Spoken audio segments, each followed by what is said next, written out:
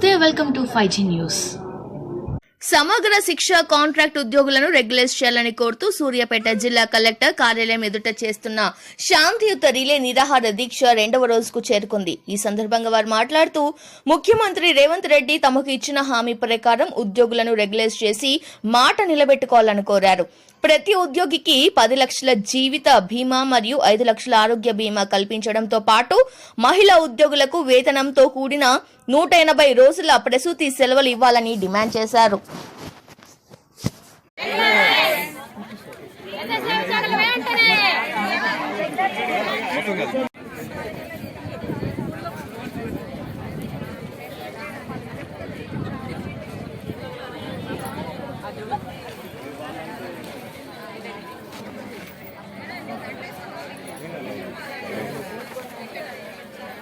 దృష్టి మళ్ళీ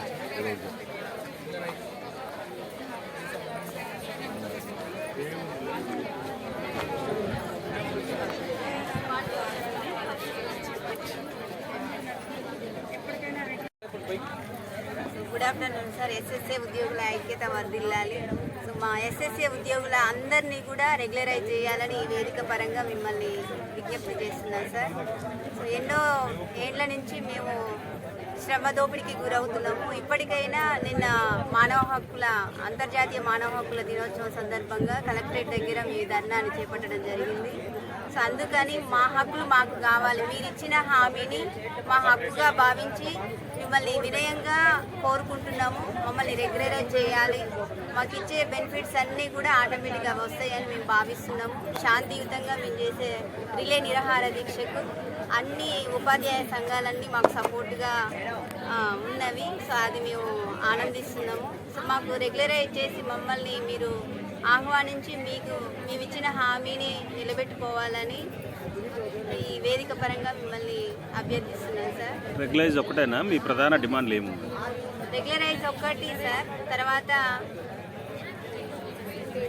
main demand శిక్ష ఉద్యోగులుగా తెలంగాణ ప్రభుత్వంలో ఉమ్మడి ఆంధ్రప్రదేశ్ ఉన్నప్పటి నుంచి మేము గత 20 సంవత్సరాల నుంచి పనిచేస్తున్నాం. వివిధ భాగాలుగా వివిధ శాఖలలో సమగ్ర శిక్ష ఒప్పంద ఉద్యోగులుగా పనిచేస్తున్నాము.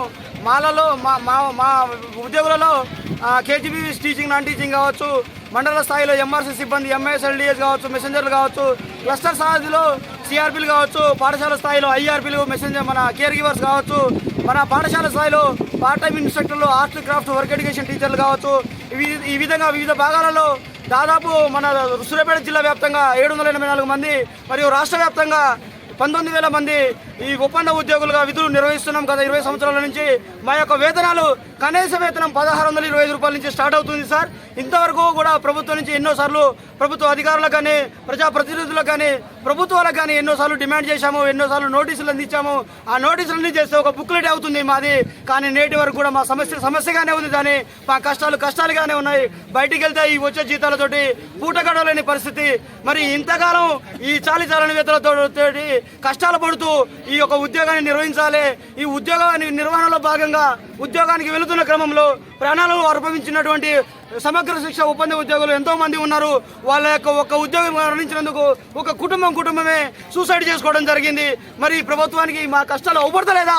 ఇంకా ఎంతకాలం మీ అరిగోసపడుతూ ప్రభుత్వానికి సేవలు అందించాలి. ప్రభుత్వం చేపట్టే ప్రతి అభివృద్ధి కార్యక్రమాలలో కూడా మేము భాగస్వాములు అవుతూ ప్రభుత్వ ఆదేశానుసారంగా మా యొక్క విధి నిర్వహణ నిర్వహిస్తూ ఉన్నాము. ఇంకా ఇప్పటికైనా ప్రభుత్వాన్ని గుర్తించి గత సంవత్సరం మన సీఎం రేవంత్ రెడ్డి గారు, ప్రస్తుత సీఎం రేవంత్ రెడ్డి గారు ప్రతిపక్ష హోదాలో ఉండి ఛాయ్ తాగినంత సమయంలో మీ యొక్క సమస్యని, జటిలమైన సమస్య ఏం కాదు మీది, ఛాయ్ తాగినంత సమయంలో మీ యొక్క సమస్యని పరిష్కరించి మీకు జీవో ఇప్పించి సంతోషంగా సెక్రటేరియట్ నుంచి మిమ్మల్ని పంపిస్తాను, మా ప్రభుత్వం రాగానే పంపిస్తానని చెప్పడం జరిగింది. మరి ప్రభుత్వం వచ్చి సంవత్సరం అవుతుంది. మరి ఛాయ్ తాగిన సమయం సార్కు దొరకలేదా? మా యొక్క సమస్యలు ప్రభుత్వం దృష్టికి పోలేదా? ఇంకెంతకాలం ఈ చాలని వేతనంతో అరిగోసలు పడుతూ ఉద్యోగాన్ని వెళ్ళదీయాలి. దయచేసి ప్రభుత్వం వెంటనే స్పందించి ప్రభుత్వం కానీ, ప్రజాప్రతినిధులు కానీ, అధికారులు కానీ మా యొక్క సమస్యల్ని, మా యొక్క న్యాయమైన డిమాండ్లని గుర్తించి పరిష్కరించాలని కోరుతున్నాను. మా యొక్క ఈ కోరికలు గొంతెమ్మ కోరికలు కాదు సార్, న్యాయమైన డిమాండ్సే. ప్రభుత్వ ఉద్యోగులకు సమానంగా roster of merit, skill test, district selection committee ఇన్ని రకాలుగా పరీక్షలు నిర్వహించుకొని ప్రభుత్వ ఉద్యోగులకు ఎట్లయితే నియామకం జరిగిందో మా నియామకం కూడా అందుకు రవంత తక్కువ కాకుండా నియామకం జరిగింది. మరి మేము ఎందుకు పోరాడకూడదు? మా హక్కుల సాధనకు ఎందుకు బయటికి వెళ్ళకూడదు? మేము ఇంతకాలం ఓపిక పట్టింది 20 సంవత్సరాలు దాటింది, వయసు అయిపోతుంది. ₹1 లేకుండా రిటైర్మెంట్ అని 61 సంవత్సరాలు మెడ నుంచి బయటికి నెట్టేస్తున్నారు. మరి గత ప్రభుత్వం 58 సంవత్సరాలు ఉన్న ఉద్యోగ విధుల నిర్వహణని 61 సంవత్సరంగా మార్చింది. వాళ్ళ యొక్క బడ్జెట్తో పోల్చుకుంటే మాది 5% కూడా కాదు సార్ రెగ్యులరైజ్ చేస్తే మాకు. మరి ఎందుకు ప్రభుత్వం ఇంత సౌతి తల్లి ప్రేమ మా మీద చూపుతుంది? దయచేసి వెంటనే ప్రభుత్వం స్పందించి, రేవంత్ రెడ్డి గారు స్పందించి మా యొక్క సమగ్ర శిక్ష ఒప్పంద ఉద్యోగులందరినీ వెంటనే మన విద్యాశాఖలో విలీనం చేసి రెగ్యులరైజ్ చేయాలని కోరుకుంటున్నాను. Thank you sir. జై